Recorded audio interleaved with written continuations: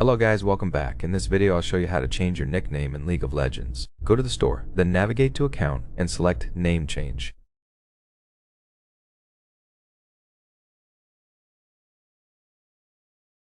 You'll see two payment methods, RP and Blue Essence.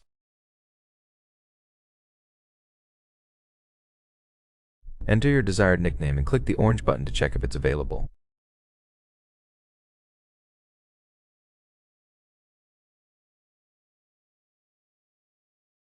If the green mark appears, the name is available. Select your payment method and confirm the change.